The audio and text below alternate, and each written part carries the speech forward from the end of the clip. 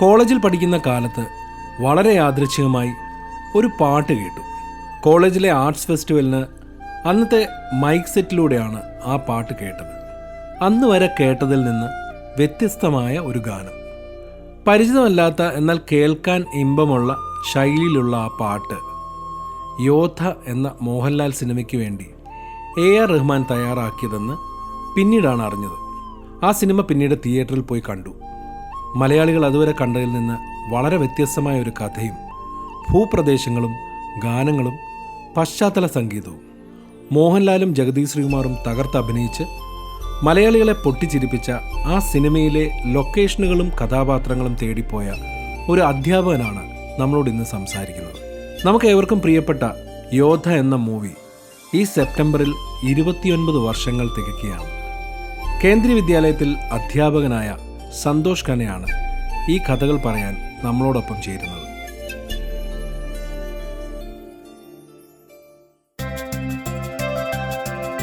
നിങ്ങൾ കേൾക്കുന്നത് podcast by Aravind Chandrasekhar.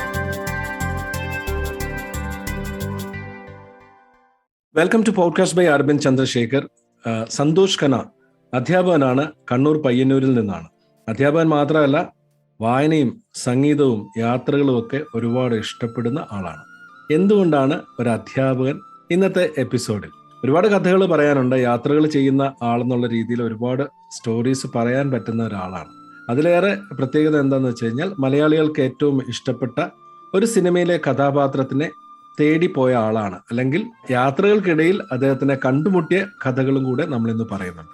അധ്യാപകനിലേക്ക് എങ്ങനെയാണ് എത്തിയത്? അധ്യാപകൻ എന്നുള്ള രീതിയിൽ ഈ യാത്രകൾ എങ്ങനെയാണ് വരുന്നത്? സാധാരണ അധ്യാപകൻ എന്ന് പറയുമ്പം ഏതെങ്കിലും ഒരു സ്കൂളിൽ അല്ലെങ്കിൽ ഒരു കോളേജിൽ മാത്രമായിട്ടല്ലേ ഒതുങ്ങുക. പക്ഷെ യാത്രകൾക്ക് എങ്ങനെയാണ് ഒരു അധ്യാപകന് അവസരങ്ങൾ കിട്ടുക? കേൾക്കുന്ന എല്ലാവർക്കും നമസ്കാരം. അരവിന്ദ് സാറിന്റെ കൂടെ ഈ പോഡ്കാസ്റ്റിൽ ചേരാൻ പറ്റിയതിൽ വളരെ വളരെ സന്തോഷം. സാർ ഇപ്പോൾ പറഞ്ഞ പോലെ തന്നെ ഞാൻ ബൈ പ്രൊഫഷണൽ അധ്യാപകനാണ്. യാത്ര എന്ന് പറയുന്നത് ഒരുപക്ഷെ അധ്യാപകൻ എന്ന രീതിയിൽ നമ്മൾ ക്ലാസ്സിൽ കുട്ടികളുമായി ഇന്ററാക്ട് ചെയ്യുമ്പോൾ അനുഭവങ്ങളില്ലാതെ നമ്മൾ ഒരിക്കലും ഒരു നല്ല അധ്യാപകനാവില്ല എന്നാണ് ഞാൻ ആത്മാർത്ഥമായി വിശ്വസിക്കുന്നത്. നമ്മൾ പഠിപ്പിക്കുന്ന ഒരു പുസ്തകം എന്ന് പറയുന്നത്, അല്ലെങ്കിൽ ഒരു സിലബസ് എന്ന് പറയുന്നത് ഒരു എഴുത്തുകാരന്റെ അനുഭവത്തിൽ നിന്നുണ്ടായതാണ്. അപ്പൊ അനുഭവ സമ്പത്ത് ഉണ്ടാക്കുക എന്നുള്ളത് നമ്മൾക്ക് ഏറ്റവും ആവശ്യമുള്ളൊരു കാര്യമാണ്. അപ്പൊ അതുകൊണ്ട് തന്നെ യാത്ര ചെയ്യാനുള്ള അവസരങ്ങൾ ഒരിക്കലും ഞാൻ പാഴാക്കാറില്ല. പിന്നെ എൻ്റെ ജോലിയുടെ ഒരു സ്വഭാവം എന്ന് വെച്ചാൽ ഞാൻ ട്രാൻസ്ഫറബിൾ ജോബിലുള്ള ഒരാളാണ്. അതുകൊണ്ട് തന്നെ എനിക്ക് ഒരുപാട് സ്ഥലങ്ങളിൽ, ഇന്ത്യയുടെ വിവിധ സംസ്ഥാനങ്ങളിൽ യാത്ര ചെയ്യാനും താമസിച്ച് ജോലി ചെയ്യാനുള്ള ഭാഗ്യം ഉണ്ടായിട്ടുണ്ട്. അപ്പോൾ ഒരു തരത്തിൽ എൻ്റെ ജോലിയുടെ സ്വഭാവം തന്നെയാണ് എനിക്ക് യാത്രയുടെ സൗകര്യങ്ങൾ ഒരുക്കി തന്നതും അത് ശരിക്കും ആസ്വദിക്കാനുള്ള ഒരു അവസരം ഉണ്ടാക്കി തന്നത്. അപ്പോൾ എനിക്ക് തോന്നുന്നത് നമ്മുടെ എക്സ്പീരിയൻസ്, അനുഭവങ്ങളിലൂടെ നമ്മൾ അറിയുന്ന ഒരു എക്സ്പീരിയൻസ് ടീച്ചിങ്ങിനെ വളരെയധികം സമ്പന്നമാക്കിയിട്ടുണ്ട്. ഓക്കെ, കേന്ദ്രീയ വിദ്യാലയത്തിലാണ് പഠിപ്പിക്കുന്നത് അല്ലേ? അതെ. കേന്ദ്രീയ വിദ്യാലയക്ക് എത്ര ഈ ട്രാൻസ്ഫറബിൾ ജോബ് എന്ന് പറയുമ്പോഴത്തേക്ക് ഇന്ത്യക്കകത്തും പുറത്തുമുള്ള സ്ഥലങ്ങൾ അല്ലേ? അതെ, ഞാനിപ്പോ കേന്ദ്ര വിദ്യാലയത്തിൽ ജോലി ചെയ്യാൻ തുടങ്ങിയിട്ട് ഒരു 10-20 വർഷമായി. ഇന്ത്യയുടെ വിവിധ സംസ്ഥാനങ്ങളിലുള്ള കേന്ദ്രീയ വിദ്യാലയങ്ങളിൽ ജോലി ചെയ്യാൻ പറ്റി. വിദേശത്തും നമുക്ക് 3 കേന്ദ്രീയ വിദ്യാലയങ്ങളാണുള്ളത്. ഒന്ന് നേപ്പാളിലാണ്, പിന്നെ റഷ്യയിലുണ്ട്, ടെഹ്റാനിലുണ്ട്. അങ്ങനെ കിട്ടിയതാണ് എനിക്ക് നേപ്പാളിൽ പോയി ജോലി ചെയ്യാനുള്ള 3 വർഷത്തെ അസുലഭമായ ഒരു അവസരം കിട്ടിയെന്നുള്ളത് വളരെ വളരെ സന്തോഷം. ഓക്കെ, നേപ്പാളിലേക്ക് എത്തിയെന്ന് മാത്രമല്ല, മലയാളികളുടെ ഏറ്റവും പ്രിയപ്പെട്ട സിനിമകളിൽ ഒന്നായ യോദ്ധ എന്ന സിനിമയെ ഷൂട്ട് ചെയ്തൊരു സ്ഥലമാണ്. അപ്പോൾ അതുകൊണ്ട് തന്നെ 1992 ഈ സിനിമ ഇറങ്ങുന്ന സമയത്ത് അതുവരെ പരിചിതമല്ലാതിരുന്ന ഒരു ടെറൈൻ അല്ലെങ്കിൽ ഒരു രാജ്യം മലയാളികൾക്ക് പരിചയപ്പെടുത്തിയത് സംഗീത് ശിവൻ സാറ് സംവിധാനം ചെയ്ത ഈ ഒരു സിനിമയിലൂടെയാണ് അല്ലേ? അതുവരെ നമുക്ക് നേപ്പാൾ എന്ന് പറഞ്ഞാൽ നമ്മളുടെയൊക്കെ സ്ഥലങ്ങളിൽ സെക്യൂരിറ്റി അല്ലെങ്കിൽ ജോലി ചെയ്യുന്ന ഗൂർഖ എന്നുള്ള ടീം മാത്രമേ നമുക്ക് അറിയുള്ളൂ. അതിനോട് ഒരുപാട് കഥകളൊക്കെ ആൾക്കാർക്ക് ഓർക്കാനുണ്ടാവും. നേപ്പാളിൽ ചെന്നതിന് ശേഷം, KVയിൽ ചെന്നതിന് ശേഷം അവിടുത്തെ യാത്രകളും ഈ യോദ്ധ സിനിമയിലെ ലൊക്കേഷനും ഒക്കെ അതെങ്ങനെയാ ഒരു ചിന്ത ഉണ്ടായത്? എങ്ങനെയാണ്? അരവിന്ദ് സാർ പറഞ്ഞ പോലെ തന്നെ വളരെ ഇൻട്രസ്റ്റിംഗ് ആയിട്ടുള്ള ഒരു ഒബ്സർവേഷൻ ആണ് അത്. യോദ്ധയുടെ ലൊക്കേഷൻ എന്ന് പറയുന്നത് ഒരിക്കലും നമുക്ക് മലയാള സിനിമയുമായിട്ട് ഈ ഒരു കഥയെ അല്ലെങ്കിൽ ഈ ഒരു ഭൂമിശാസ്ത്രത്തെ എങ്ങനെയാണ് ഇവർ കണക്ട് ചെയ്യാൻ പോകുന്നത് എന്നുള്ളൊരു ക്യൂരിയോസിറ്റി ഉണ്ടായിരുന്നു ആ സിനിമ ഇറങ്ങിയ സമയത്ത്. അപ്പൊ അത് പയ്യന്നൂരിൽ വെച്ചിട്ടാണ് ഞാൻ ആദ്യം കാണുന്നത് തിയേറ്ററിൽ. അത് കണ്ടപ്പോൾ എനിക്ക് വളരെയധികം ഒരു അട്രാക്ഷൻ തോന്നി. അത് എല്ലാ മലയാളികൾക്കുള്ള ഒരു ഇതാണ്. യോദ്ധയ്ക്ക് ഇന്നും പുതുമ നഷ്ടപ്പെട്ടിട്ടില്ല. ആ സിനിമയ്ക്ക് എപ്പോഴും ഒരു മിസ്റ്റിക്കൽ ചാം ഉണ്ട് അതിന്. അപ്പൊ അത് എനിക്ക് അന്ന് വളരെയധികം അട്രാക്ഷൻ തോന്നി. പിന്നീട് 2011 ഞാൻ നേപ്പാളിലേക്ക് പോകുന്നത്. എനിക്ക് സെലക്ഷൻ കിട്ടിയിട്ടുണ്ട്. അപ്പൊ അവിടെ എത്തുന്നതിന് മുമ്പേ തന്നെ എനിക്ക് ഈ എക്സൈറ്റ്മെന്റ് ഭയങ്കരമായിട്ടുണ്ടായിരുന്നു. നമ്മുടെ മനസ്സിൽ Nepal is equal to Yodha.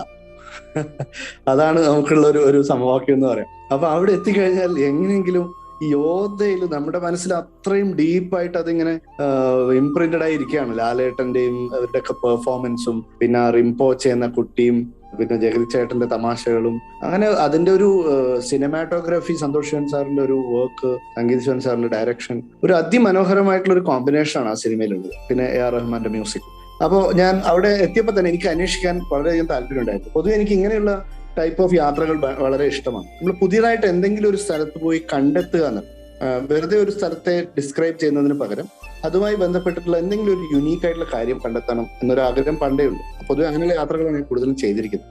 അങ്ങനെ അവിടുന്ന് ഞാൻ ധാരാളം യാത്രകൾ നടത്തിയിട്ടാണ് ഈ യോദ്ധയുമായി ബന്ധപ്പെട്ടിട്ടുള്ള കാസ്റ്റ് ആൻഡ് ക്രൂവിനെ പറ്റിയും അവിടുത്തെ ലൊക്കേഷൻസ് ഒക്കെ കണ്ടെത്തിയത്. അപ്പൊ അത് ആദ്യമായി നടത്തിയ ഒരു യാത്ര എന്ന രീതിയിൽ വളരെയധികം ശ്രദ്ധിക്കപ്പെട്ടു അത് മീഡിയയിലും ഒക്കെ. അപ്പൊ അത് ഒരു തരത്തിൽ ഒരു മലയാളി എന്ന രീതിയിലുള്ള എന്റെ അടങ്ങാത്തൊരു ആഗ്രഹം കൂടിയായിരുന്നു. യോദ്ധയോടുള്ള ഒരു സ്നേഹവും അറ്റാച്ച്മെന്റും കൊണ്ട് തന്നെയാണ് അത് സംഭവിച്ചത്. ഈ ലൊക്കേഷൻസ് തേടി പിടിച്ച് പോവുക, അതിന്റെ ചെറിയ വീഡിയോസ് എടുക്കുക, അത് യൂട്യൂബിൽ അപ്ലോഡ് ചെയ്യുക. ഈ സിനിമയ്ക്കകത്ത് നേപ്പാളിൽ കാണിക്കുന്ന പല ലൊക്കേഷൻസിലേക്കും ആദ്യമായിട്ട് യാത്ര ചെയ്യുമ്പോൾ ആ ഒരു സ്ഥലത്ത് ചെല്ലുമ്പോ എന്താ തോന്നിയത്? സത്യം പറഞ്ഞാൽ അത് യോദ്ധയിലെ ഡയലോഗിൽ തന്നെ പറയാം, കുട്ടി മാമ ഞാൻ ഞെട്ടി മാമ. ഈ മൊത്തം യാത്രയും ഞാൻ ഇപ്പോഴും കാണുന്നത് ശരിക്ക് ഞെട്ടിത്തരിച്ച് പോയ ഒരു അവസ്ഥയാണ്. കാരണം ഒരിക്കലും നമ്മളിത് ഇങ്ങനെ കൃത്യമായി നമുക്ക് ഒരു പ്ലാൻ ഉണ്ടാക്കി ഇത് സംഭവിക്കുന്നു പറഞ്ഞിട്ടല്ലോ നമ്മൾ പോകുന്നത്. ഒരു അന്വേഷണത്തിന്റെ ഒരു ത്രില്ലിലാണ് നമ്മൾ പോകുന്നത്. അപ്പൊ അതിൽ നടക്കുന്ന ഓരോ അത്ഭുതവും നമുക്കൊരു കൂടുതൽ ത്രില്ല് തരുന്ന ഒരു കാര്യം തന്നെയാണ്. അപ്പൊ അതിലിപ്പോ കുട്ടിമാമയുടെ വീട് കണ്ടെത്തി. ആ വീട്ടിലേക്ക് ഗേറ്റ് തുറന്ന് കയറിയപ്പോ തന്നെ എനിക്ക് ഇങ്ങനെ ഒച്ചത്തിൽ ആ ഡയലോഗ് പറയുന്ന ഒരു ഫീലായിരുന്നു. കുട്ടിമാമ ഇതാ ഞാൻ വന്നു എന്നുള്ള പോലെ. അപ്പോ അതില് MS തൃപ്പൂണിത്തുറ എന്ന ആക്ടറാണല്ലോ കുട്ടിമാമയുടെ റോള് ചെയ്തിരിക്കുന്നത്. അപ്പൊ അദ്ദേഹം ഓൾറെഡി അവിടെ അശോകൻ എന്ന പേരിൽ ജഗതി ചേട്ടൻ അവിടെ താമസിക്കുന്നുണ്ട്. അപ്പൊ ഇദ്ദേഹം പറയാണ് അദ്ദേഹത്തോട്, പിന്നെ അവന് വസുമതിയുടെ ഒരു ചായയില്ലെന്ന് എനിക്കൊരു സംശയം എന്ന് ഇദ്ദേഹം പറയുമ്പോ ജഗതി പറയാണ്, എനിക്കോ തന്നില്ല എന്റെ അമ്മ ചായ എന്ന് തിരിച്ചൊരു മറുപടിയും. അപ്പൊ അത് കുട്ടിമാമയുടെ ഒരു വീടായിട്ട് കാണുന്ന സ്ഥലം അതൊരു സ്കൂളാണ്. പക്ഷെ ഈ സിനിമ ഷൂട്ട് ചെയ്യുന്ന കാലത്ത് അതൊരു ഹോട്ടലായിരുന്നു. ഇപ്പൊ അതൊരു സ്കൂളാണ്. അപ്പോൾ അകത്തൊക്കെ ഒരുപാട് ചെറിയ ചെറിയ മാറ്റങ്ങൾ ഉണ്ടെങ്കിലും നമുക്ക് നന്നായിട്ട് റിലേറ്റ് ചെയ്യാൻ പറ്റും ആ ഒരു ലൊക്കേഷനുമായി. അങ്ങനെ ധാരാളം ലൊക്കേഷൻസ് യോദ്ധയുമായി കണ്ടെത്തി.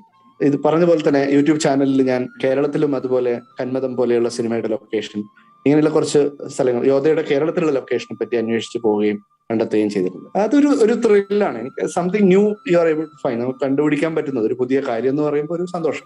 അതുപോലെ തന്നെ വളരെ ഇൻട്രസ്റ്റിംഗ് ആണ് ഇതിലെ ഒരു ക്യാരക്ടർ. അതുവരെ നമുക്ക് ഒരുപാട് ആൾക്കാർ മലയാള സിനിമയിലേക്ക് വന്ന് അഭിനയിക്കുന്ന മലയാളികളല്ലാത്ത താരങ്ങളുണ്ട്. പക്ഷെ മോഹൻലാലിന്റെ ക്യാരക്ടറിൽ നേപ്പാളിൽ ചെല്ലുമ്പോൾ അദ്ദേഹം ആദ്യമായിട്ട് പരിചയപ്പെടുന്ന കുട്ടി റിംപോച്ച, അല്ലെങ്കിൽ പിന്നീട് ആ സിനിമയിൽ അക്കോഷോട്ട എന്ന് വിളിക്കുന്നതുകൊണ്ട് അക്കോഷോട്ട എന്നുള്ള ഒരു പേരിൽ അറിയപ്പെട്ട ഉണ്ണിക്കുട്ടൻ, മോഹൻലാൽ വിളിക്കുന്ന ഉണ്ണിക്കുട്ടൻ അല്ലെ. ഭയങ്കര കൗതുകമായിരുന്നു ആ ഒരു ചെറിയ കുട്ടി. പിന്നെ ആ ഒരു സിനിമയെക്കുറിച്ച് ഭയങ്കര ഒരു ആ സിനിമയെ ചുറ്റിപ്പറ്റി ഒരുപാട് നേപ്പാളിലെ അവരുടെ രീതികള്, ഈ പറയുന്ന പോലെ അവരുടെ സംസ്കാരവുമായിട്ട് ബന്ധപ്പെട്ട ചില കാര്യങ്ങളൊക്കെ അതിലുണ്ടല്ലേ. അപ്പൊ ഈ അക്കോഷോട്ടൻ എന്ന് പറയുന്ന ആ ഒരു ക്യാരക്ടറിനെ പിന്നീട് തേടിപ്പോയി അല്ലെ. അക്കോഷോട്ട എന്ന നമ്മുടെ പ്രിയപ്പെട്ട ഉണ്ണിക്കുട്ടനെ തേടിപ്പോയി. അതെ, അതെങ്ങനെയാണ് അദ്ദേഹത്തിലേക്ക് എത്തിയത്? എങ്ങനെയാണ് അദ്ദേഹം രണ്ടാമതൊരു സിനിമയിൽ അഭിനയിക്കുകയും ചെയ്തു, പക്ഷെ അതിനു മുമ്പ് സന്തോഷ് അദ്ദേഹത്തിനെ കണ്ടുപിടിച്ചു. അതിലേക്ക് എങ്ങനെയാ എത്തിയത്? അത് ഇപ്പൊ ഞാൻ പറഞ്ഞ പോലെ കുട്ടിമാമയുടെ വീട് കണ്ടുപിടിച്ചതിന് ശേഷം എനിക്ക് തോന്നി എന്തോ ഒരു സംഭവം വളരെയധികം ഞാൻ അറിയാതെ തന്നെ വർക്ക്ഔട്ടായി വരുന്നുണ്ട്. അപ്പൊ എനിക്ക് യോദ്ധയുടെ ബാക്കി ലൊക്കേഷൻസ് ഒന്ന് അന്വേഷിച്ച് പോകാന്ന് പറഞ്ഞ് ഞാൻ 1-2 ലൊക്കേഷൻസ് കൂടെ കണ്ടുപിടിച്ചു. പിന്നെ ലാലേട്ടൻ ആ സിനിമയിൽ ഇട്ടിരിക്കുന്ന ബട്ടർഫ്ലൈ ജാക്കറ്റ് അതും തേടി കണ്ടുപിടിച്ചു. അപ്പൊ അതൊക്കെ ഒരു ഭയങ്കര എക്സൈറ്റ്മെന്റ് അല്ല. ലാലേട്ടൻ അത് ഇട്ടിട്ട് വളരെ ഹാൻസം ആയിട്ടാണ് യോദ്ധയിൽ വന്നിരിക്കുന്നത്. അപ്പോ കാരണം അങ്ങനെയുള്ളൊരു കോസ്റ്റ്യൂമും അങ്ങനെയുള്ള ഒരു ലൊക്കേഷനും ഒരു മലയാള സിനിമയിൽ കൊണ്ടുവരിക എന്ന് പറയുന്ന ഒരു ബ്രില്യൻ തോട്ടാണ് അതിൽ ആ സിനിമയിലുള്ളത് തന്നെ. അപ്പൊ അദ്ദേഹത്തിന്റെ ക്യാരക്ടറിന്റെ പേര് തന്നെ അശോകൻ എന്നാണ്. അശോകനും ബുദ്ധനുമായിട്ട് വലിയ ബന്ധമുണ്ട്, എംപറർ അശോകനും. അപ്പൊ അതൊക്കെ നമ്മൾ നോക്കിക്കഴിഞ്ഞാൽ അതിന് അങ്ങനെയുള്ള ഒരു ലെയർ കൂടി ഉണ്ട് ആ സിനിമയ്ക്ക്. വെറുതെ ഒരു പേരല്ല. അപ്പോൾ ഞാൻ എന്നിട്ട് ഈ കുട്ടിയെ തീർച്ചയായും എനിക്ക് കണ്ടുപിടിക്കണം എന്നൊരു ആഗ്രഹം ഉണ്ടായിരുന്നു. അതിനൊരു പ്രധാനപ്പെട്ട കാരണം മലയാള സിനിമയിൽ വന്ന ബാലതാരങ്ങളിൽ ഒരൊറ്റൊരു സിനിമ കൊണ്ട് ചിലപ്പോൾ നമ്മുടെ മനസ്സിനെ ഇത്രയധികം കീഴടക്കിയ ഒരു പയ്യനുണ്ടോ എന്നുള്ളതിൽ സംശയം തന്നെയാണ്. ഒരുപക്ഷെ പെൺകുട്ടികളുടെ ഇതിലെടുത്തു കഴിഞ്ഞാൽ ചിലപ്പോൾ നമുക്ക് ബേബി ശാലിനിയും ഷാമിലിയും അങ്ങനെ പലരും ഉണ്ട്. പക്ഷെ ഈ കുട്ടി ഒറ്റ സിനിമയിൽ യോദ്ധയിൽ വന്നതിന് ശേഷം പിന്നെ ആളെ നമ്മൾ കണ്ടിട്ടുമില്ല. അപ്പൊ അതാണ് എനിക്ക് കൂടുതൽ ഇത് കണ്ടുപിടിക്കണം എന്നൊരു ആഗ്രഹം ഉണ്ടായത്. അങ്ങനെ അന്വേഷിച്ച് നടക്കുകയും ഒരു നേപ്പാളി ആയിട്ടുള്ള ഒരു ചെറിയ കച്ചവടം, തുണികളൊക്കെ കച്ചവടം നടത്തുന്ന ഒരു പയ്യൻ എനിക്ക് പരിചയമുള്ള ഒരാളുണ്ട്. അദ്ദേഹവുമായി ഒരു ദിവസം ഞാനിങ്ങനെ സംസാരിച്ചിരുന്നപ്പോൾ ഞാൻ ഇട്ടിരുന്നത് ഈ ബട്ടർഫ്ലൈ ജാക്കറ്റായിരുന്നു. അപ്പൊ അദ്ദേഹം എന്നോട് പറഞ്ഞു, ഇത് മോഹൻലാൽ ഇടുന്ന ഡ്രസ്സ് അല്ലേ എന്ന് ചോദിച്ചു. അപ്പൊ എനിക്ക് വളരെ ഇൻട്രസ്റ്റിംഗ് ആയി തോന്നി ആ ചോദ്യം. ഈ ബട്ടർഫ്ലൈ ജാക്കറ്റ് എവിടുന്ന് വാങ്ങിച്ചു? ബട്ടർഫ്ലൈ ജാക്കറ്റ് അവിടെ കാഠ്മണ്ഡുവിൽ തന്നെയുള്ള പഴയ ഫാഷനിലുള്ള കുറച്ച് ഓൾഡ് ഫാഷൻ ആയിട്ടുള്ള കുറച്ച് തുണിത്തരങ്ങളൊക്കെ വിൽക്കുന്ന ഒരു കടയുണ്ട്. അപ്പൊ അവിടെ പോയി ഞാനിത് അന്വേഷിച്ചപ്പോൾ എനിക്കിതിന്റെ പേരറിയില്ല, എന്താണ് ബട്ടർഫ്ലൈ ജാക്കറ്റ് ആണെന്ന് അറിയില്ല. ഞാൻ പറഞ്ഞു ഇങ്ങനെ പഴയൊരു നല്ലൊരു ഡ്രസ്സ് ഉണ്ട്, ഇങ്ങനെ സൈഡിലൊക്കെ തൂങ്ങിക്കിടക്കുന്ന ഒരു ജാക്കറ്റ് പോലെയാണ്. അപ്പൊ അദ്ദേഹം പറഞ്ഞു പേര് പറയാതെ ഞാൻ എന്താ ചെയ്യാന്ന് പറഞ്ഞു. അങ്ങനെ ഞാൻ ലാലേട്ടന്റെ ഫോട്ടോ കാണിച്ചു കൊടുത്തു നെറ്റിൽ, യോദ്ധയുടെ ഒരു സീൻ എന്ന് മറ്റും. അപ്പൊ അദ്ദേഹം പറഞ്ഞു, ഓ ഇത് ബട്ടർഫ്ലൈ ജാക്കറ്റ് ആണല്ലോ, ഇത് നമ്മുടെ പഴയ ഇപ്പൊ ഇത് ഉണ്ടാക്കുന്നില്ല എന്ന് പറഞ്ഞു. അപ്പൊ ഭക്തപൂർ എന്ന് പറഞ്ഞൊരു സ്ഥലമുണ്ട് കാഠ്മണ്ഡുവിന്റെ ഈ ട്രൈ സിറ്റീസിൽ ഒന്നാണ് ഭക്തപൂർ, പാഠൻ, കാഠ്മണ്ഡു. അപ്പൊ അവിടെയാണ് ഈ ഹാൻഡിക്രാഫ്റ്റ്സിനൊക്കെ വളരെയധികം ഫേമസ് ആയിട്ടുള്ള ഒരു സ്ഥലം. അതുപോലെ ഇങ്ങനെയുള്ള കൈത്തറി ഉൽപ്പന്നങ്ങളൊക്കെ ഉള്ള ഒരു സ്ഥലമാണ്. അപ്പൊ ഞാൻ അവിടെയാണ് ഇത് മുമ്പ് ഉണ്ടാക്കിയിരുന്നത് അദ്ദേഹം പറഞ്ഞു. അപ്പൊ അദ്ദേഹത്തിന്റെ ഗോഡൌണിൽ ചിലപ്പോ പഴയ രണ്ടെണ്ണം കണ്ടേക്കാം എന്ന് പറഞ്ഞു. ഞാൻ പുള്ളിയോട് പറഞ്ഞു, എനിക്കത് എന്തായാലും താങ്കൾ തിരഞ്ഞെടുത്ത് തന്നേ പറ്റൂ, വിടമാട്ടെ എന്ന് പറഞ്ഞപ്പോ അദ്ദേഹം ഗോഡൌണിൽ പോയി തപ്പിയെടുത്ത് 3 ബട്ടർഫ്ലൈ ജാക്കറ്റ് കിട്ടുകയും അത് 3 ഞാൻ അടിച്ചു മാറ്റുകയും അത് വളരെ സന്തോഷത്തോടു കൂടി ഇട്ട് കാഠ്മണ്ഡുവിന്റെ തെരുവിലൂടെ മറ്റൊരു ലാലേട്ടനെ പോലെ നടന്ന് ആസ്വദിക്കാൻ തുടങ്ങി. അങ്ങനെയാണ് ഈ കക്ഷി എന്നോട് ചോദിച്ചത്, ഇത് മോഹൻലാലിന്റെ ഡ്രസ്സ് അല്ലേ എന്ന് പറഞ്ഞു. ഞാൻ പറഞ്ഞു തീർച്ചയായും നമ്മുടെ പ്രിയപ്പെട്ട ലാലേട്ടന്റെ ഡ്രസ്സാണ്. അപ്പോ ഞാൻ അദ്ദേഹത്തോട് ചോദിച്ചു, താങ്കൾക്ക് എങ്ങനെയാണ് ഈ മലയാള സിനിമയെ പറ്റി അറിയാന്ന് ചോദിച്ചപ്പോൾ അദ്ദേഹം ധാരാളം മലയാള സിനിമകൾ കണ്ടിട്ടുണ്ട്, ലാലേട്ടന്റെ വലിയൊരു ഫാൻ കൂടിയാണ്. പുള്ളി പറഞ്ഞു, അതിൽ അഭിനയിച്ചിരിക്കുന്ന ആരെങ്കിലും അറിയോ എന്ന് ഞാൻ ചോദിച്ചപ്പോൾ പറഞ്ഞു, അതില് ഒരു കരാട്ടക്കാരനുണ്ട് ലാലേട്ടനുമായി അടിപിടി കൂടുന്ന, ഈ ഉണ്ണിക്കുട്ടനെ തട്ടിക്കൊണ്ടുപോകുന്ന ഒരു കരാട്ടക്കാരൻ, ഒരു ബ്ലാക്ക് ഡ്രസ്സൊക്കെ ഇട്ടിട്ടുള്ള നീണ്ട മുടിയൊക്കെ ആയിട്ട്. അത് ഓർക്കുന്നുണ്ടാവല്ലോ അല്ലെ അരവിന്ദ് സർ അല്ലേ? തീർച്ചയായിട്ടും അതിലെ ഓരോ രംഗങ്ങളും പാട്ടുകളും എല്ലാം ഓർമ്മയുണ്ട്. അപ്പൊ അത് യുവരാജ് ലാമ എന്ന് പറഞ്ഞിട്ടുള്ള ഒരാളാണെന്ന് പറഞ്ഞു. അപ്പൊ അദ്ദേഹം അവിടുത്തെ രാഷ്ട്രീയത്തിലും അതുപോലെ സ്പോർട്സിന്റെ കൗൺസിലൊക്കെ വലിയ പൊസിഷനിൽ ഇരിക്കുന്ന ആളാണ്. അപ്പൊ അദ്ദേഹമാണെന്ന് പറഞ്ഞപ്പോൾ എനിക്ക് വലിയൊരു ക്ലൂ തുറന്നു കിട്ടാണ്, അവിടെ വലിയൊരു ഡോർ തുറന്നു കിട്ടാണ്. അങ്ങനെയാണ് ഞാൻ അന്വേഷിച്ച് മനസ്സിലാക്കിയത് അദ്ദേഹത്തിന്റെ മകൻ തന്നെയാണ് നമ്മുടെ റിംബോച്ചയായി അഭിനയിച്ച ഉണ്ണിക്കുട്ടൻ. അപ്പൊ അച്ഛനാണ് മകനെ തട്ടിക്കൊണ്ടുപോയത് സിനിമയിൽ. അച്ഛൻ മകനെ കിഡ്നാപ്പ് ചെയ്യാണ് ചെയ്തതെന്ന് വളരെ സന്തോഷത്തോടു കൂടി അറിഞ്ഞു. അപ്പൊ വലിയ പ്രശ്നമൊന്നുമില്ല, എന്തായാലും തട്ടിക്കൊണ്ടുപോയാലും അച്ഛൻ മകനാണല്ലോ തട്ടിക്കൊണ്ടുപോയത്. അപ്പോ അങ്ങനെ അന്വേഷിച്ചപ്പോ അദ്ദേഹമായിട്ടൊരു അപ്പോയിന്റ്മെന്റ് എനിക്ക് അവിടുത്തെ കേരള സമാജം വഴി ഒരു അപ്പോയിന്റ്മെന്റ് എടുക്കാൻ പറ്റി. അപ്പൊ അതിൽ കൈലാഷ് എന്ന് പറഞ്ഞിട്ടുള്ള ഒരു അദ്ദേഹം ഉണ്ടായിരുന്നു നമ്മുടെ സമാജത്തില്. പിന്നെ അങ്ങനെ കുറെ പേര്, കൈലാഷ് ജി, ഭാസ്കരേട്ടൻ, ജയേട്ടൻ, ഹബീബ് എന്നൊക്കെ പറഞ്ഞിട്ടുള്ള കുറെ പേര് അതിന്റെ പിന്നിൽ വളരെ സജീവമായി അഷ്റഫിക്കൊക്കെ ഉണ്ടായിരുന്നു. അതിലും ഇങ്ങനെ ധാരാളം പേരുള്ള ഒരു സജീവമായിട്ടുള്ള ഒരു സമാജം വഴി ഒരു അപ്പോയിന്റ്മെന്റ് സംഘടിപ്പിക്കുകയും നമ്മൾ ഇവരെ കാണാൻ പോവുകയാണ്. ആ സീനിലേക്ക് വരാം. ഓക്കെ, അത് കഴിഞ്ഞതിന് ശേഷമാണ് നമ്മുടെ ഉണ്ണിക്കുട്ടനിലേക്ക് എത്തുന്നത് അല്ലേ? അതെ അതെ. അപ്പൊ നമ്മൾ ഇത് അന്വേഷിച്ച് പോകുന്നത് തന്നെ ഞാൻ വീണ്ടും ബട്ടർഫ്ലൈ ജാക്കറ്റ് ഇട്ടിട്ടാണ് പോകുന്നത്. ബട്ടർഫ്ലൈ ജാക്കറ്റ് വിട്ടിട്ടുള്ള കളിയില്ല. നേപ്പാളിൽ ഇരിക്കുകയാണെങ്കിൽ തീർച്ചയായിട്ടും ഇനി ഇതാണ് സ്കൂളിൽ പോകുമ്പോൾ മാത്രമേ ഇടാൻ പറ്റാതുള്ളൂ, ആ ഒരു വിഷമേ ഉള്ളൂ. അപ്പൊ അതിട്ട് ഇങ്ങനെ നമ്മൾ എല്ലാവരും കൂടെ സ്പോർട്സ് കൗൺസിലിന്റെ ഓഫീസിലേക്ക് പോവുകയും അവിടേക്ക് കയറി പോകുമ്പോൾ ഈ പയ്യൻ അവിടെ ഒരു കമ്പ്യൂട്ടറിന് മുന്നിൽ ഇരിക്കുകയാണ്. ആ നിമിഷം കുട്ടിമാമ വീണ്ടും അത് തന്നെ എനിക്ക് ആകെ ഒരു കോരിത്തരിച്ചൊരു അവസ്ഥയായിരുന്നു. പിന്നെ സിദ്ധാർത്ഥ് ലാമ എന്നാണ് അദ്ദേഹത്തിന്റെ പേര്. വളരെ ഹാൻസം ആയിട്ടുള്ള ഒരു ചെറുപ്പക്കാരനാണ്. ഇപ്പോൾ അദ്ദേഹം ഓടി വന്നു, കണ്ടപ്പോൾ തന്നെ കെട്ടിപ്പിടിച്ചു, വളരെ സ്നേഹത്തോടു കൂടി.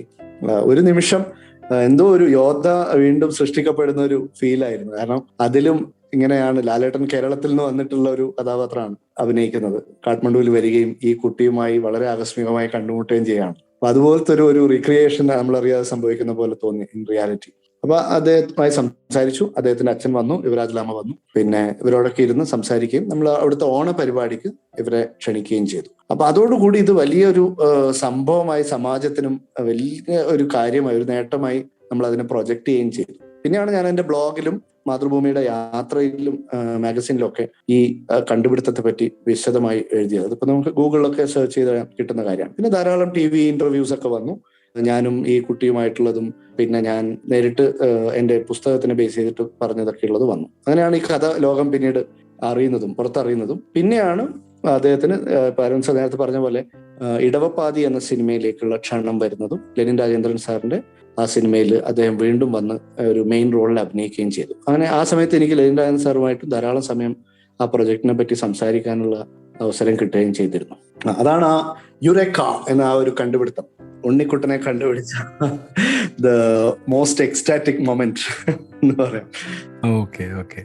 അപ്പോൾ ഒരു അധ്യാപകനായി നേപ്പാളിലെത്തുന്നു. അപ്പോൾ അങ്ങനെ സ്ഥലങ്ങളൊക്കെ കണ്ടുപിടിച്ച് അതിനുശേഷം ഈ പറയുന്ന പോലെ യോധയിലെ പ്രധാനപ്പെട്ട സ്ഥലങ്ങൾ കാണുന്നു. നമ്മുടെ ഉണ്ണിക്കുട്ടനെ കണ്ടുപിടിക്കുന്നു. ഈ ഉണ്ണിക്കുട്ടൻ എന്ന് പറയുമ്പോൾ നാട്ടിൽ നിന്ന് കൊണ്ടുപോയ ഉണ്ണിയപ്പം കൊടുത്തിട്ട് ആ ഉണ്ണിയപ്പം കഴിക്കുമ്പോഴാണ് അത് ഉണ്ണിക്കുട്ടൻ എന്നുള്ള പേരിലേക്കൊക്കെ വരുന്നത്. എന്ത് രസമായിട്ടാണ് മോഹൻലാൽ അത് അഭിനയിച്ചിരിക്കുന്നത്. ലാലേട്ടൻ ആ സീനില് അവന്റെ മൊട്ടത്തല കാണിച്ചിട്ട് പറയാണ്, ഏത് ഭാഷക്കാർക്കും കഴിക്കാം, ഇത് ഉണ്ണിയപ്പം നിന്റെ തല പോലെ ഇരിക്കുന്നല്ലേ. ഈ സിനിമയിൽ 2 പാർട്ടുണ്ട് അല്ലേ? ഒന്ന് നമ്മൾ അതിന്റെ നേപ്പാളിൽ എത്തുന്നതിന് മുമ്പ് നാട്ടിലാണ് തൈപ്പറമ്പിലെ അശോകനും ഒക്കെ താമസിക്കുന്ന മനോഹരമായ ഒരു ഗ്രാമം, കുളം. ആ കുളത്തിനൊക്കെ ഉണ്ട് ജഗദീഷ് ശ്രീകുമാർ കാവിലെ പാട്ട് മത്സരത്തിന് കാണാമെന്ന് പറയുമ്പം രാവിലെ പ്രാക്ടീസ് ചെയ്യുന്നതും അതോടൊപ്പം ആ ഒരു പാട്ട് ഒരു മാജിക്കൽ പാട്ടാണ്. അങ്ങനത്തെ ഒരു കോമ്പിനേഷൻ സോങ്. AR റഹ്മാൻ ഇത്ര മനോഹരമായിട്ട് എനിക്ക് തോന്നുന്നു ഒരൊറ്റ മലയാള സിനിമയിൽ ഒരു പാട്ട് ഇപ്പോഴും ആളുകളുടെ മനസ്സിലുണ്ട്. മധുബാല അഭിനയിക്കുന്ന സമയത്ത് ആ ഒരു പാട്ട് കുന്നു എന്നുള്ള ആ ഒരു പാട്ട്, ഇതൊക്കെ മലയാളികളുടെ മനസ്സിലുണ്ട് അല്ലേ? അപ്പൊ ഈ നാട്ടിലെ സ്ഥലത്ത് തൈപ്പറമ്പിലെ അശോകനും നമ്മുടെ ബാക്കിയുള്ള ആൾക്കാരെയൊക്കെ കാണാനായിട്ട്, അരശുമൂട്ടിലെ അപ്പുക്കുട്ടനും ഒക്കെ അവരുടെ ഗ്രാമം കാണാനായിട്ടും പിന്നീട് പോയി അല്ലേ? അത് 2011 മുതൽ 14 വരെയായിരുന്നു ഞാൻ നേപ്പാളിൽ ഉണ്ടായിരുന്നത്. അപ്പോൾ 2011 ഞാൻ ഈ ഉണ്ണിക്കുട്ടനെ കണ്ടുപിടിക്കുന്നതും ഈ വാർത്തയൊക്കെ മീഡിയയിൽ വരുന്നത്. അപ്പൊ അന്ന് തന്നെ ഞാൻ ഒരു വെക്കേഷൻ സമയത്ത് നാട്ടിൽ വന്നപ്പോഴാണ് എനിക്ക് ഈ ലൊക്കേഷൻ കേരളത്തിൽ എവിടെയാണ്, ഇനി അതും കൂടെ ഒന്ന് കണ്ടുപിടിക്കാം എന്ന രീതിയിൽ വെക്കേഷൻ വന്നാൽ പോലും വെറുതെ ഇരിക്കണ്ട എന്ന് പറഞ്ഞിട്ട് അന്വേഷിച്ചു പോവാണ്. അപ്പോഴാണ് അറിഞ്ഞത് ഇത് പാലക്കാടാണ്. പാലക്കാട് ഈ ആ വീടിനെ പറ്റിയാണ് എനിക്ക് ആദ്യം ഇൻഫർമേഷൻ കിട്ടിയത്. അത് എവിടെയാണ് ഷൂട്ട് ചെയ്തതെന്നുള്ളത്, അത് ലാലേട്ടന്റെ വീടായി കാണിക്കുന്ന വീട്. അത് അന്വേഷിച്ച് പോവുകയും അവിടെ ആ വീട്ടിൽ നല്ലൊരു സ്വീകരണം എനിക്ക് അവിടെയുള്ള ആ കുടുംബാംഗങ്ങൾ മുഴുവൻ തരികയും ചെയ്തു. കാരണം അവർക്ക് ഒരുപാട് കഥകൾ പറയാനുണ്ട് ഈ സിനിമയെ പറ്റിയിട്ട്. അപ്പോൾ അവിടുത്തെ ചേച്ചിയൊക്കെ അവരുടെ പഴയ ആൽബം എടുത്ത് കൊണ്ടുവന്ന് എനിക്ക് കാണിച്ചു തന്നു. അപ്പൊ അന്ന് ഷൂട്ടിംഗ് സമയത്ത് ലാലേട്ടന്റെയും ജഗദീഷ് ചേട്ടന്റെ അതുപോലെ ഇതിന്റെ ക്രൂമായിട്ടൊക്കെ അവരെടുത്തിട്ടുള്ള എല്ലാ ഫോട്ടോസും അവർ ഭദ്രമായി സൂക്ഷിച്ചു വെച്ചിട്ടുണ്ട്. കാരണം ഒരു സിനിമയ്ക്ക് പിന്നിലുള്ള വളരെ കൗതുകകരമായ ധാരാളം കഥകളുണ്ട്, സിനിമയുടെ കഥ കൂടാതെ തന്നെ.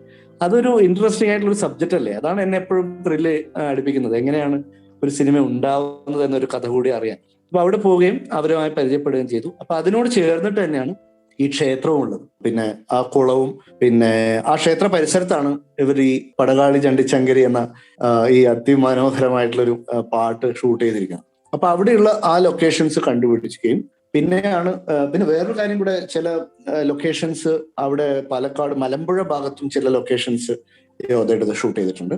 ഇതൊക്കെ കണ്ടുപിടിച്ച് ഞാൻ മനോരമ ഓൺലൈനിൽ ഇതിനെ പറ്റിയൊരു ലേഖനം എഴുതിയിട്ടുണ്ടായിരുന്നു. തൈപ്പറമ്പിൽ അശോകന്റെ വീട്ടിലേക്ക് എന്ന് പറഞ്ഞിട്ടൊരു ലേഖനം മനോരമ ഓൺലൈനിൽ വായിക്കാം. അത് വളരെ ഡീറ്റെയിൽ. പിന്നെ അവിടെ പോയി ഞാൻ അതിന്റെ ഒരു വീഡിയോ ഷൂട്ട് ചെയ്യുകയും ചെയ്തു. അത് ചെയ്തത് ഇപ്പോ കഴിഞ്ഞ ലോക്ക്ഡൌൺ സമയത്താണ്.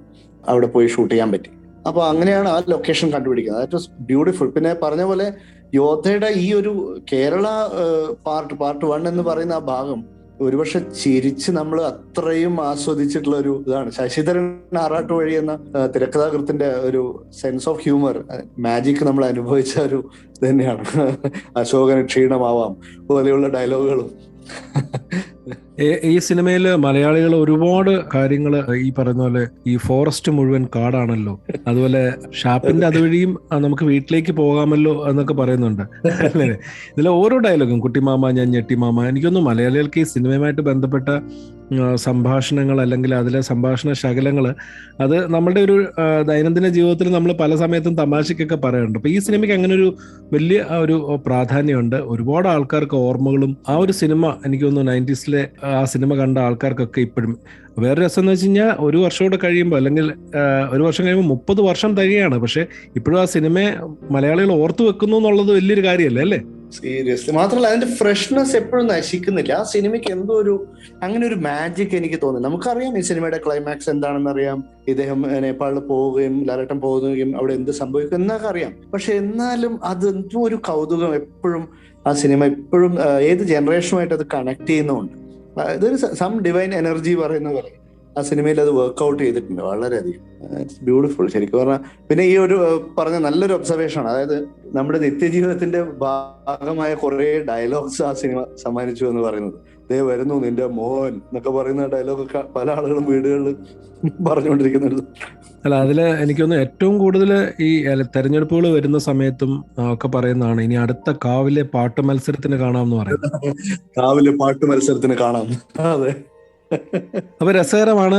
സന്തോഷ്, ഈ ഒരു ഓർമ്മകളൊക്കെ പങ്കുവച്ചതിന് ഒരുപാട് നന്ദി. അപ്പൊ അതിന്റെ കൂടെ ഒരു കാര്യം കൂടെ ചോദിക്കട്ടെ, ഈ കന്മദം എന്ന് പറയുന്ന സിനിമയുടെ ലൊക്കേഷനിലേക്കും പോയി അല്ലേ? അതിനൊരു പ്രത്യേകിച്ച് കാരണമുണ്ടോ? അത് കന്മദം എനിക്ക് ലോഹിതദാസ് എന്ന എഴുത്തുകാരനോട് വലിയ ഇഷ്ടമുള്ള ഒരാളാണ് ഞാൻ, അദ്ദേഹത്തിന്റെ എഴുത്തിനോടും രീതിയോടും. അപ്പൊ അദ്ദേഹത്തെ ഞാൻ കുറച്ച് വർഷങ്ങൾക്ക് മുമ്പ് നേരിട്ട് കണ്ട് കുറച്ച് സംസാരിച്ചിട്ടുണ്ടായിരുന്നു. പിന്നീട് കന്മദം എന്ന സിനിമ കണ്ടപ്പോൾ എനിക്ക് വളരെയധികം ആ ഒരു സ്ഥലവുമായിട്ടൊരു വല്ലാത്തൊരു അറ്റാച്ച്മെന്റ് തോന്നി. അതിലെ കഥാപാത്രങ്ങളും വളരെ നാടൻ രീതിയിലുള്ള ഒരു കഥയാണല്ലോ കന്മദത്തിന്റെ. അപ്പൊ എനിക്ക് തോന്നി ഒന്ന് അത് അന്വേഷിച്ച് കളയാം. പാലക്കാടുള്ള സ്ഥലമാണ്, ഏതായാലും ഞാൻ യോദ്ധയുടെ സ്ഥലം കണ്ടുപിടിച്ചാണ്, ഇതൊന്ന് നോക്കാം എന്ന് പറഞ്ഞിട്ടാണ് ആ സ്ഥലം അന്വേഷിച്ച് പോകുന്നത്. അപ്പൊ അവിടെ പോവുകയും അത് നമ്മുടെ ഈ മലമ്പുഴ കവ എന്ന് പറഞ്ഞിട്ടുള്ളൊരു സ്ഥലമുണ്ട്, കവ എന്ന ഗ്രാമം. അവിടെ ഒരു പ്രത്യേക സ്ഥലത്താണ് ഇത് ഷൂട്ട് ചെയ്തിരിക്കുന്നത്. കന്മദത്തിന്റെ വലിയൊരു ഭാഗം ഷൂട്ട് ചെയ്തിരിക്കുന്നത് അവിടെയാണ്. അത് അന്വേഷിച്ച് പോവുകയും അവിടെയുള്ള 1-2 ആളുകളുമായി സംസാരിക്കാൻ പറ്റിയും അതിനെപ്പറ്റിയുള്ള ഒരു വീഡിയോ ആണ് പിന്നെ ഞാൻ എൻ്റെ യൂട്യൂബ് ചാനലിൽ ചെയ്തിരിക്കുന്നത്. പിന്നെ കരിങ്കൽ ക്വാറിയും അതും അതിൽ വേറൊരു രസം എന്ന് വെച്ചാൽ ഈ കരിങ്കൽ ക്വാറി ആയിട്ടുള്ള കന്മദത്തിലെ സ്ഥലം ഷൂട്ട് ചെയ്തിരിക്കുന്നത് അതിന്റെ അടുത്ത് തന്നെയാണ് യോദ്ധയിലെ മറ്റു ലൊക്കേഷനും ഉള്ളത്. അപ്പൊ അങ്ങനെയൊക്കെ ഒരു നമ്മൾ അറിയാത്ത കുറെ കണക്ഷൻസ് ഒക്കെ അതിൽ വന്നപ്പോൾ വളരെയധികം ഇൻട്രസ്റ്റിംഗ് ആയി തോന്നി. കന്മദത്തിലും വളരെ രസകരമായിട്ടുള്ള കുറെ ഡയലോഗ്സ് ഇതുപോലെ നിത്യജീവിതത്തിൽ ഉപയോഗിക്കാൻ പറ്റിയ മാളച്ചേട്ടന്റെ ഒക്കെ ക്യാരക്ടർ അതിലുള്ളത് ഹിന്ദിയാണല്ലേ, അപ്പൊ കഥം കുതാഹെ എന്നൊക്കെ പറയുന്നുണ്ട് മാള സിനിമയില്. ഇങ്ങനെയൊക്കെയുള്ള കുറെ സാധനങ്ങൾ നമുക്ക് നിത്യജീവിതത്തിൽ ഉപയോഗിക്കാൻ പറ്റിയ നല്ല ഹ്യൂമർ ആ സിനിമയിലുണ്ട്. ലാലേട്ടൻ പറയുന്നതായാലും ഇവരൊക്കെ പറയുന്നത്. പിന്നെ അതിൽ ആ മുത്തശ്ശിയുടെ കഥാപാത്രം അവര് നേരിട്ട് കണ്ടിട്ടുണ്ടായിരുന്നു. മുത്തശ്ശി ഇപ്പൊ കഴിഞ്ഞ വർഷമാണ് അവർ മരിച്ചത്. പക്ഷെ എനിക്ക് അവരെ പറ്റി കൂടുതൽ ഇൻഫർമേഷൻ ഞാൻ എവിടെയും ഇട്ടില്ല, അവരുടെ ഒരു ഫാമിലിയുടെ പ്രൈവസി റെസ്പെക്ട് ചെയ്തുകൊണ്ട് തന്നെ. പക്ഷെ നേരിട്ട് അവരുടെ വീട്ടിൽ പോയി കാണാനും ആ ഓർമ്മകളൊക്കെ ചോദിച്ചറിയാനും പറ്റിയിട്ടുണ്ടായിരുന്നു. ഓക്കെ, അപ്പോൾ ഒരുപാട് നന്ദി. ഈ കാര്യങ്ങളൊക്കെ മലയാളികളെ പഴയ ഓർമ്മകളിലേക്ക് കൂട്ടിക്കൊണ്ടുപോയതിനൊക്കെ വളരെ നന്ദി. ഇതൊരു സന്തോഷിനെ പോലുള്ള ഒരാളുടെ ജീവിതത്തിൽ വളരെ ഈ പറയുന്ന പോലെ ഇൻട്രസ്റ്റിംഗ് ആയിട്ടുള്ള ഇതുപോലെ ഒരുപാട് കഥകളും ഒരുപാട് യാത്രകൾ തന്ന അനുഭവ പരിചയങ്ങളും ഒക്കെ ഉണ്ട്. അപ്പൊ അത് ഈ ഒരു ചെറിയ സമയം കൊണ്ട് ഞങ്ങളോട് പങ്കുവച്ചതിന് വളരെ നന്ദി. ഒരുപാട് കുട്ടികളെ യാത്രാനുഭവങ്ങൾ കൊണ്ട് പ്രചോദിപ്പിക്കാൻ പറ്റട്ടെ. Thank you so much for joining podcast by Aravind Chandrasekhar. Thank you. Thanks a ലോട്ട്.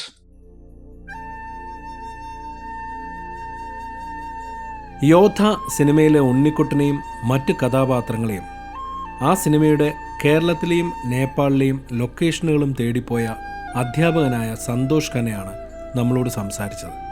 എന്ത് രസമാണല്ലേ ആ സിനിമയെക്കുറിച്ച് ഇപ്പോഴും ഓർക്കുവാൻ. ലാലേട്ടനൊരു പ്രത്യേക ഭംഗിയായിരുന്നു. ലാലേട്ടന് മാത്രമല്ല, ആ സിനിമയിൽ അഭിനയിച്ച നായിക മധുബാലയ്ക്കും വളരെ ഭംഗിയുണ്ടായിരുന്നു. അതൊക്കെ ഒരു കാലം. ഈ എപ്പിസോഡ് ഇവിടെ പൂർണ്ണമാവുകയാണ്. നിങ്ങൾക്ക് ഈ സിനിമയെക്കുറിച്ചുള്ള ഓർമ്മകളുണ്ടോ എങ്കിൽ ആ ഓർമ്മകൾ എന്നോടും പങ്കുവെക്കാം. എപ്പിസോഡ് ഡിസ്ക്രിപ്ഷനിൽ പോഡ്കാസ്റ്റ് ബൈ അരവിന്ദ് ചന്ദ്രശേഖരൻ്റെ ഫേസ്ബുക്ക്, ഇൻസ്റ്റാഗ്രാം ലിങ്കുകൾ കൊടുത്തിട്ടുണ്ട്. വോയിസ് മെസ്സേജായും നിങ്ങൾക്ക് എന്നോട് നിർദ്ദേശങ്ങളും അഭിപ്രായങ്ങളും അറിയിക്കാവുന്നതാണ്. അപ്പോൾ അടുത്ത എപ്പിസോഡിൽ കേട്ടുമുട്ടുന്നതുവരെ എല്ലാവർക്കും നന്ദി.